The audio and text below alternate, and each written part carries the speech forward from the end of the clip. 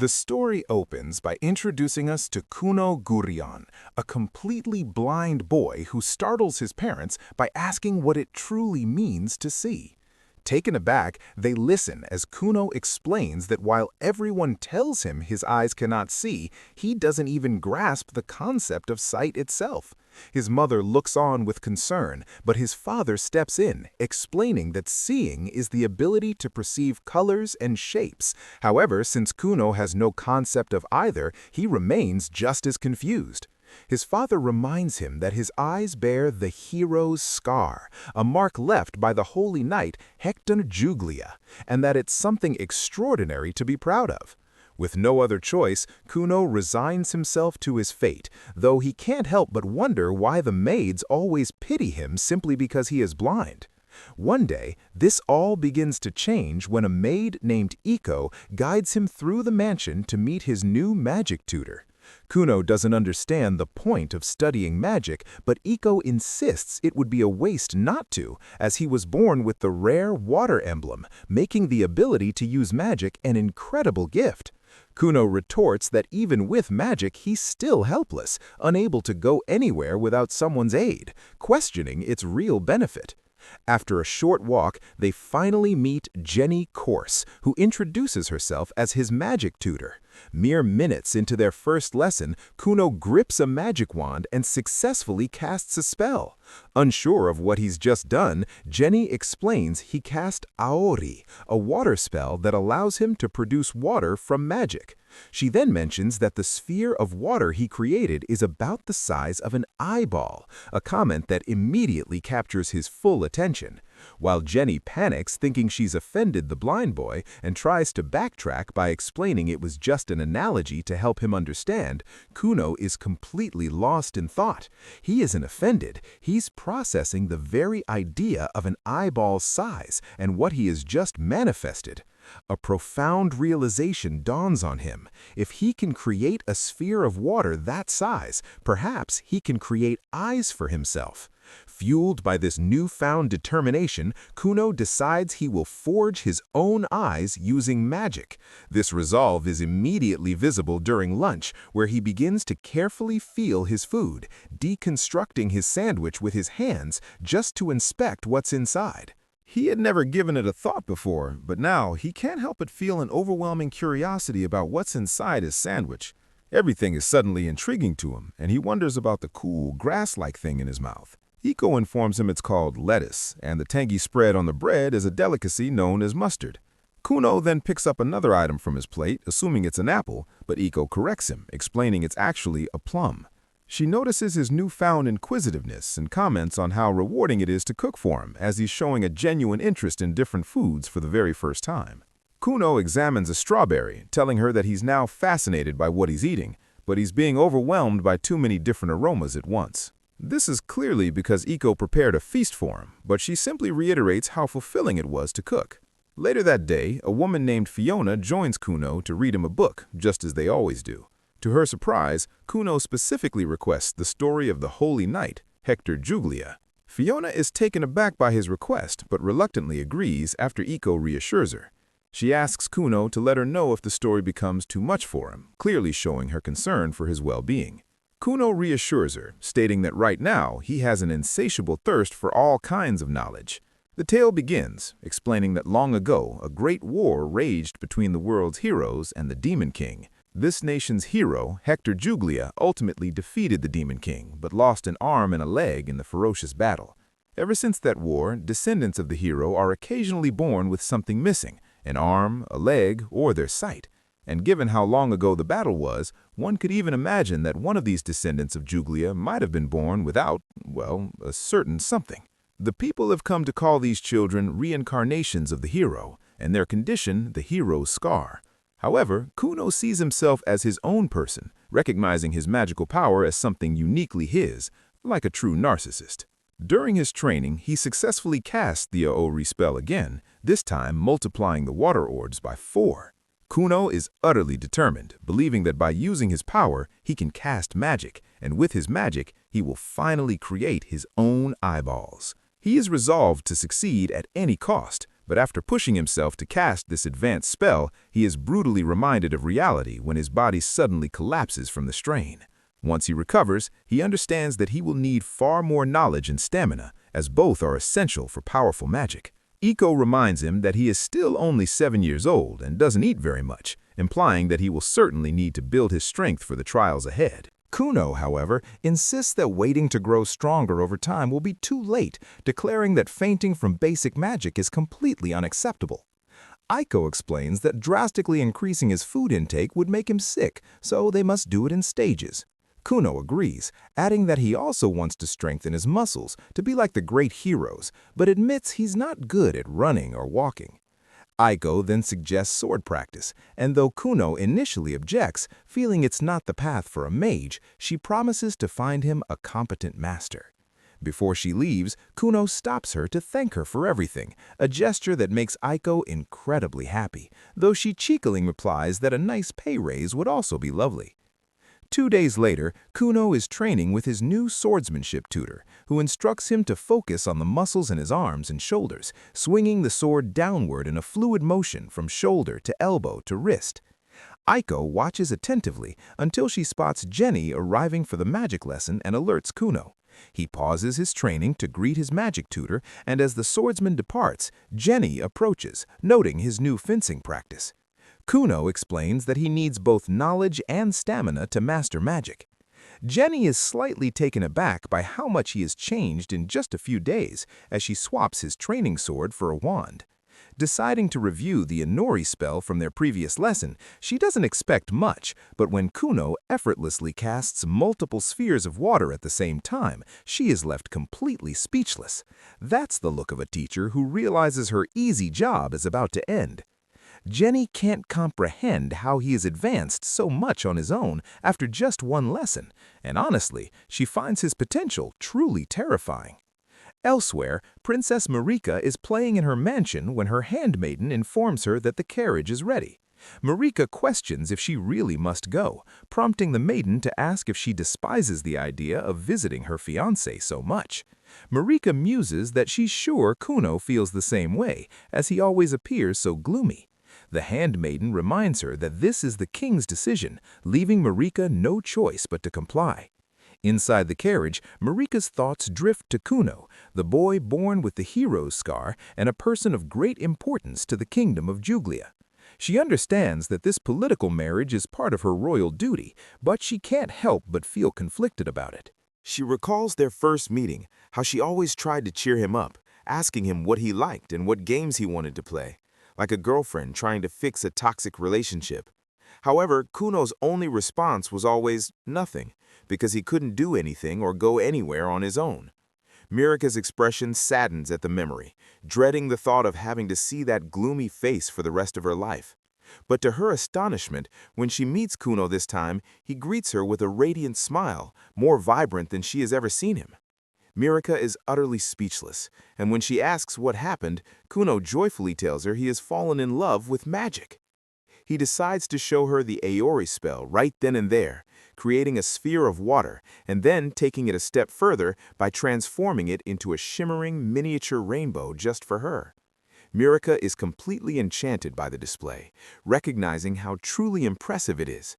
Kuno then apologizes for making her feel like she had to walk on eggshells around him and asks if she would listen to his stories, as he's been doing many exciting things lately. Mirika looks at him amazed, never having known he could make such an expression. Without a moment's hesitation, she takes his hand and follows him, genuinely eager to hear his tales. At the end of the day, she returns home, her mind replaying how much fun she had with Kuno and wishing she could see him again soon. Meanwhile, Kuno also thinks of her after she leaves, remarking that he had never offered her his hand before. Iko tells him that's because he's a true gentleman, and Kuno suddenly feels a strong desire to learn how to properly conduct himself around America. With this new goal, he approaches Fiona, asking her to teach him to be a gentleman worthy of Princess Mirika. Fiona is delighted and agrees, telling him they will go over the composure and manners of a proper knight, but Iko interrupts, cheekily requesting that she also make him a knight with a sense of humor. Meanwhile, Jenny is in a state of utter confusion, wondering what to do after witnessing Kuno's magical capabilities.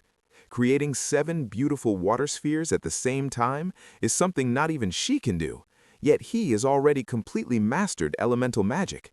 It seems he's learning far too quickly, and there's nothing left for her to teach him at this level. Still, Jenny considers moving on to intermediate magic, but immediately changes her mind. The other person in the room listens to her desperate ramblings and tells her to be quiet, which only makes her more flustered. Jenny tries to compose herself, muttering that this was supposed to be a quiet, well-paying job for a good long while, just teaching elemental magic to a child. While magic is convenient, it's not necessarily a path to greatness. She reasons that it's still too early for a 7-year-old like Kuno to be learning advanced magic. Despite her doubts, Jenny suddenly grabs her pen and starts writing furiously, declaring that it's too soon to give up. The person next to her, clearly annoyed by the commotion, tells her to finally be quiet. Panicked, Jenny apologizes again but continues to write, vowing that she won't quit this job because she has bills to pay. The next time she sees Kuno, she enthusiastically tells him they'll be trying something different. Kuno, putting his new gentlemanly charm into practice, replies that he will gladly accept anything she proposes, especially when spoken in her beautiful voice. Jenny notices he's changed yet again, but brushes it aside and explains that the Iori spell he's been using simply creates water. So today, they are going to deconstruct the magic involved. Kuno immediately grasps the concept, asking if that means separating the elements of water production, levitation, and maintaining its spherical shape. Jenny praises his quick understanding and adds that they can break it down even further by considering variables like temperature, viscosity, composition, color, shape, luster, scent, and taste. She explains that there can be a vast variety of water and demonstrates by creating 2 water spheres. When Kuno touches each one, he immediately notes that one is cold and the other is hot. Jenny confirms this, explaining that magical alterations give character to magic, defining and differentiating each sorcerer and their unique talents. Kuno understands that by mastering this, he can alter the fine details of his magic. The next time he casts the Iori spell, he manages to create flavored water. Aiko tastes it and mentions it's like apple, but Kuno corrects her, stating it's actually plum. Jenny nearly faints, witnessing Kuno instantly master the magical alteration she had spent all night devising. She tries to stay composed, remarking that it seems he can do anything, but when he admits that it's actually quite difficult, she is taken by surprise, a glimmer of hope rekindling within her. However, that hope is quickly extinguished when Kuno promises that he will eventually master every single alteration. That night, he lies awake in bed, holding 2 apples and pondering how he can distinguish shapes and scents, but he doesn't know what colors are. Without that knowledge, he can't create the necessary magical alterations to craft his own eyeballs. He reaffirms his resolve to succeed because he wants to see everything in this world. The next morning, Aiko asks what he'd like to drink, and he requests milk tea without the milk, essentially asking for hot water. He then casts Iori to create a sphere of hot water himself, and Aiko can't hide her astonishment at his progress. She remarks that magic is truly wonderful, especially from the perspective of someone without it, as it feels like a divine miracle. As Kuno moves the sphere of water, the moment it nears the apples on the table, he jolts up in shock. Aiko quickly catches the falling water with a teapot and asks him what's wrong, clearly concerned by his sudden reaction. After a moment of stunned silence, Kuno tells her he thinks he just saw something. Aiko immediately drops everything and asks if it's true, but Kuno struggles to explain, saying he doesn't know for sure and that technically he doesn't think he saw anything with his eyes. Aiko doesn't hesitate to pinch his cheeks, scolding that while she wanted him to be a gentleman with a sense of humor, she didn't want him to tell such tasteless jokes. Kuno tries to stop her, explaining that it felt as though he had seen colors, or rather felt them with his magic. Once she finally lets go, he picks up a green apple and asks if it's red. Aiko quickly calms down and tells him no, showing him a red one. Kuno then picks up the red apple and asks again, and Aiko gives him the correct answer, confirming that the colors and their names don't yet correspond for him because he's never seen them before. Kuno is clearly confused by this, so Aiko explains that there are idiomatic expressions involving colors. She then asks if he can tell how many apples are on the table. Kuno responds that he can distinguish 3 red apples and 2 green ones. Aiko immediately congratulates him for getting the right answer, exclaiming that this is truly like a divine miracle. Without wasting a moment, Aiko reports this development to his father, telling him that Kuno can now see colors. She clarifies that it's within a small range, but he seems to be able to recognize them now. The closer he is to an object, the clearer it is for him, and he can definitely distinguish the color when he touches them. Kuno's father is clearly shocked by the news and asks if this means he can now read books. Aiko confirms this, explaining that he can follow the ink to recognize the letters' colors, and though he hasn't learned the alphabet yet, he is already engrossed in picture books and encyclopedias. Once Kuno's father processes this incredible information, he asks Kuno's mother to return to the main house. She had moved out because Kuno didn't want to be a burden, and her husband had to attend to him tirelessly, but now that could all change. However, she informs him that Kuno is trying to change so drastically that every day is a struggle, and changing his environment now might hinder him from reaching his goals, so she doesn't think it's a good idea. Kuno's father quickly understands her logic and agrees she's right, adding that he's close enough to see him whenever he wants. He apologizes for putting her in the situation of caring for Kuno all by herself, but Aiko assures him that it's no trouble at all. She says she loves working for money, and the more money, the better. Kuno's father smiles, remarking that her cheerful spirit might have a positive effect on his son. Seizing the opportunity, Ito says that more than a compliment, she'd love a raise, but Kuno's father just laughs, making his answer perfectly clear. Sometime later, Ito finds Kuno experimenting with his magic once again. He explains that Jenny will be arriving soon and he wants to surprise her. Ito encourages him to give it his all, so Kuno casts Ioti, creating an enormous red sphere of water above them. Ito praises him, saying it's a beautiful color, like the eyes of a white rabbit. Kuno is just as excited as she is, mentioning that when he makes the water spheres larger, he can perceive the color more intensely. He tries to focus on the color he's perceiving, but just then his parents and brother arrive. His mother tells him she heard the news and knows that he can now see colors. Kuno smiles and recognizes his voice immediately, knowing it's his dear mother. His sudden excitement causes him to lose focus, and the massive sphere of water he was holding in the air suddenly crashes down on top of him and Ito. After a moment of silence, Kuno completely ignores what just happened and continues talking to his mother despite being soaking wet. However, the deep red color of the water looks disturbingly like blood, and the terrifying sight makes his mother scream in horror. Before she can even process what she's seeing, she faints into her older son's arms. This time, Kuno's father isn't laughing. He is instantly filled with rage, demanding to know how Kuno could do something so horrible. Kuno doesn't understand what the problem is, so Ito helpfully explains that red is also the color of human blood. Kuno's mother manages to get back on her feet, but her husband is still furious. He tells Kuno that as punishment, he will have no allowance for 2 months, and Ito's salary will be reduced for 3.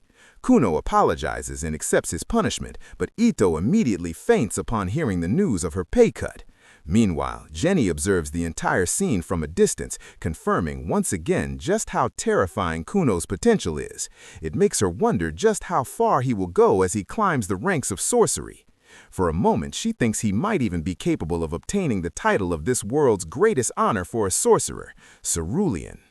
Sometime later, Kuno's father decides to speak with his firstborn son, Zio, telling him that he's thinking of sending Kuno to the school for noble children. He knows that since his birth, Kuno has barely left the mansion, and he worries he'll be afraid of strangers in the outside world. But that's precisely why he's counting on Zio to be there for him. Zio hesitates for a moment, the memory of that one time he tried to play with his little brother flashing in his mind, the time Kuno tripped on the stairs and he let go of his hand. Despite the guilt that still haunts him, Zio looks at his father with determination and promises that he will do it. He will protect Kuno at any cost.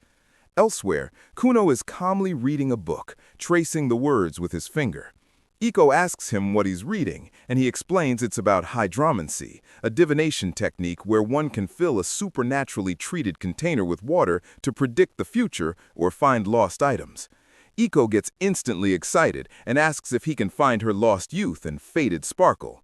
Kuno smoothly reassures her, telling her she is still young and in the prime of her life. Unfazed, Iko then asks if he can use hydromancy to find her future husband. Kuno replies that she is a wonderful woman, so men will undoubtedly flock to her, and playfully adds that if he weren't the second son of a marquis, he would take her as his wife. As they banter endlessly, Fiona simply watches with an awkward smile, wondering how they can be so cheerful. When their lessons begin, Kuno gives all the correct answers, but Fiona remains worried about him. She has tutored him on the manners of a noble gentleman, but Iko's idea of making him a knight with a sense of humor has left her doubting if she did the right thing. A cheerful man can be attractive, and it suits Kuno better, even if it might seem a bit shallow. Because of this, she still has reservations about what they've done. Kuno notices she's lost in thought and asks what's making her look so worried.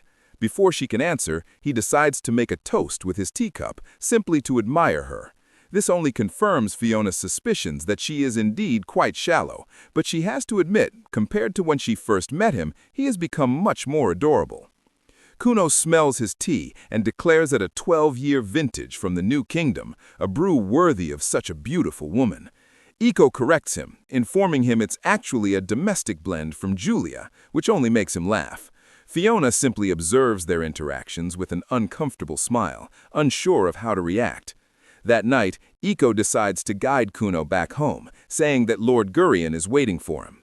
A strong, cold wind makes her shiver on the way back, and she asks Kuno if he can do anything about it. So Kuno casts Iori, creating 2 spheres of warm water to keep them both comfortable. Iko hugs one of the water spheres, enjoying how warm and soft it is, saying it feels incredibly nice to the touch. Kuno explains that he encapsulated the water with a super soft, elastic membrane, though it's still just a prototype. Iko remarks that she'd love a bed made out of that, and he admits he's been thinking the same thing, on the verge of inventing the water bed. Kuno then wonders what his father could possibly want to talk to him about, fearing he's done something wrong. Iko reassures him, saying she doesn't think he's done anything to warrant a scolding, as he's clearly learned his lesson after the Sea of Blood incident. When they finally arrive at the mansion, they are greeted by the butler, Valen, and Kuno's older brother, Zio. Zio walks with him through the house and asks if he needs him to guide him by the hand. Kuno reassures him, explaining that he's fine and can now perceive his surroundings quite well thanks to his magic. Zio quickly accepts this, but as he looks at Kuno, he can't help but remember the sad expression his little brother used to wear when he couldn't move around on his own. Kuno somehow senses his gaze and asks if something is wrong, but Zio simply smiles and says he's just glad his little brother is doing well. After a short walk, they finally meet with their parents, who have something important to discuss. Lord Gurion tells Kuno that Fiona informed him he has already finished the curriculum taught at the school for noble children, but she also mentioned that he isn't interested in attending the school itself. Kuno confirms this, saying he would hate to cause trouble for others and that there's something else he wants to prioritize over school. His father tells him he has always believed Kuno should do whatever his heart desires, but noble children are obligated to attend school. Officially, he is enrolled, but due to his special circumstances, they have received the king's permission to make his schooling optional. Kuno is silent for a moment before remarking that this smells a lot like nepotism. His father replies that he doesn't appreciate that phrasing and that it's beside the point, asking him to give it more thought. Kuno asks if he's referring to how he uses his allowance, as his father always complains about the way he spends it. He acknowledges that it might seem like a waste of money to his father, but he believes he uses it responsibly. His father tries to interject that he's not talking about his allowance, but Kuno continues, thanking him for always working so hard to provide for the family. His father asks him to drop the subject because he's making him look like he's being extorted. Kuno then asks if he's still angry about him turning the garden into a sea of blood. At this, Gurion completely loses his composure and raises his voice, yelling that it was utterly unacceptable, and if it ever happens again, he'll have no allowance for 6 months. His wife tries to calm him down, reminding him that's not what they're here to discuss today. Once he's finally settled, Gurion clarifies that he's only asking Kuno to think about Princess Mira. After all, nobles who don't fulfill their obligations are put at a disadvantage in high society. This means that because of him, Mira could be viewed negatively in the future. Kuno understands the situation immediately, and that's all he needs to hear to agree. He tells his father he will go to school, even if it seems like a bother. Gurion clarifies that he's not asking him to go for years, he just needs to take the advancement exams. Once he passes them, he will receive an official graduation certificate, and since there are only 5 exams, he will only have to go to the school 5 times. Kuno is relieved to hear it's that simple. Zio adds that he and Mirika will be graduating after the next exam, so Kuno will be taking it with them. Without wasting any time, Kuno's mother says they must get him ready for school, as he'll need new clothes, shoes, and a proper coat. She needs to take his measurements and asks Aiko for help. After they leave to take care of that, Gurion warns Zio that other royals attend the school and might try to get close to Kuno and Mirika. Zio reassures him, promising he'll be with them to prevent any trouble. Later, when Kuno informs Mirika that he'll be attending school, she is clearly overjoyed at the news. He clarifies that he'll only be there for the advancement exams, but she still thinks it's wonderful because it means she'll get to spend time with him at school. Kuno confesses he's not sure what to expect, but Mirika reassures him, saying that she'll accompany him as his senior. Kuno accepts her offer, but also mentions he's worried that if she's always with him, all the boys who have a crush on her will get jealous. Mirika nervously tells him she's sure everything will be fine, prompting Kuno to ask if she isn't popular. This clearly offends her, and she reminds him that she's a princess, so of course she's popular. She has as many boys who like her as she has fingers on her right hand. Therefore, he should be grateful to be with her. Since that's only 5 boys, Kuno starts thinking about getting a new staff for self-defense, just in case he has to pull a Scott Pilgrim. When the day finally arrives, Kuno is dressed in a smart new outfit. Wearing an elegant mask to cover his eyes and carrying a new staff, Aiko is completely thrilled with his new look, gushing that he looks just like a prince from a classic fairy tale. Kuno plays along with his practiced charm, which makes Zio wonder if his little brother was always this shallow. Once they're in the carriage, Kuno bids farewell to his family and casts Aori to evenly coat the wheels with water. As the carriage starts to move, Zio is surprised to find that it's not shaking at all. Kuno explains that a bumpy ride is bad for the back, so he used Aori to create a smoother journey. Zio remarks that magic is truly convenient, and Kuno agrees, adding that because it's so versatile, even he might be able to find a job in the future. After a while, Zio says he's sure Kuno must be nervous about traveling so far from home, but Kuno disagrees, telling him he's become a little stronger now. He also knows that Zio has worried a lot about him, especially since he blamed himself for a long time after Kuno fell and got hurt. Zio is a bit surprised that Kuno knew, but Kuno reassures him that he's fine now. He admits that he used to wish he could just disappear, but now he's determined to survive no matter what. Zio can't help but smile at this, realizing how much his little brother has truly changed since learning magic. Kuno adds that he has an overwhelming drive to prevail, even if the rest of the world perishes, so he will live on. This statement takes Zio by surprise, leaving him quite confused, but Kuno continues, saying he will live so long that he'll feel sorry for the entire human race. Hearing this, Zio just nods and smiles uncomfortably, wondering if this is really his brother. Shaking off the strange thought, he is surprised again when Kuno perceives that they are almost at the school, which means he can sense a massive number of people. When they finally arrive, Mirika runs over to greet them, and Kuno doesn't hesitate to turn on the charm. Zio simply watches their interaction in silence, wondering what's going on with those two. Mirika decides it's time to go, but grows concerned when Kuno doesn't follow her. Kuno remains rooted to the spot, concentrating on the many voices he's hearing all at once. The presence of countless people and their endless chatter is overwhelming, and he knows his past self would have cowered at this. However, he simply smiles and extends his hand to Mirika, asking if she can be his guide for now. Mirika plays along without question, taking his hand and saying that in that case, she'll be his knight. Zio decides not to ask any questions, but he's definitely very confused by all of this. Meanwhile, Kaz, a teacher at the school, seems to be awaiting Kuno's arrival. She is also clearly worried, as this is the second son of the Marquis, the one with the hero's scar. Rumors have spread that he's a timid boy, and she can't help but worry, wondering if a novice teacher like herself can handle the task of guiding him. Her thoughts are interrupted when she overhears some girls talking about a boy as charming as a prince. That's when she sees Kuno for the first time, escorted by Mirika and his older brother. As they walk past her, she quickly reacts and calls out his name, stopping him before he gets away. Kaz introduces herself as a teacher at the school and explains that she will be his guide for the day. Kuno decides to introduce himself properly, but confuses her when he says that right now he's a girl. Kaz is completely lost, so Kuno clarifies that he's biologically a boy with a boy's personality, but he thinks today is a beautiful day. This statement doesn't help her understand at all, but before she can ask anything else, the bell rings and Mira and Zio have to leave. Kaz bids them farewell with a smile, but once she's alone with Kuno, she gets the feeling this is going to be a lot of work. As Mira says goodbye to Kuno, a group of students watches from a classroom, commenting that he's the one with the hero's scar.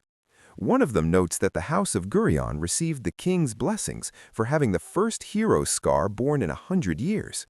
Prince Lyle scowls as soon as he hears this, so his companions quickly try to backtrack, saying Kuno doesn't look like much and that the hero's scar might just be an unfounded superstition. But despite their attempts to suck up and fix the situation, when Lyle sees Mira smiling at Kuno, he is clearly more enraged than before. Shortly after, Kaz leads Kuno to a classroom and asks if he's heard the summary of the advancement exams. Kuno confirms, stating that if he passes 5 exams, he can receive his graduation certificate. Kaz explains that normally there's a period of time to prepare for the next exam after taking one, but as an exception, his exams will be held over a shorter period, as she has received orders from his father and the king to do so. Kuno stops her and with a serious expression tells her that his father and the king are very close friends, so this is clearly nepotism, and he wants to apologize for the school being pressured into doing this. Kaz clearly wasn't expecting that, so she just says she'll pretend she didn't hear anything. However, Kuno continues, saying he's heard that these things happen all the time in high society. Kaz says nothing and places the exam sheets on his desk, telling him he's free to let her know when he's ready. Kuno continues, saying that his father and the king are thick as thieves. Kaz nervously tries to ignore his comments and asks him not to involve her in a political mess. Kuno keeps insisting, explaining that the relationship goes back to the previous generation, but Kaz immediately cuts him off and tells him to start the exam. Later, Kaz joins the other teachers to review his answers. She never expected Kuno to be chatting throughout the entire exam and was sure he would fail because of it. But to her astonishment, he got everything right in every subject, which makes absolutely no sense to her.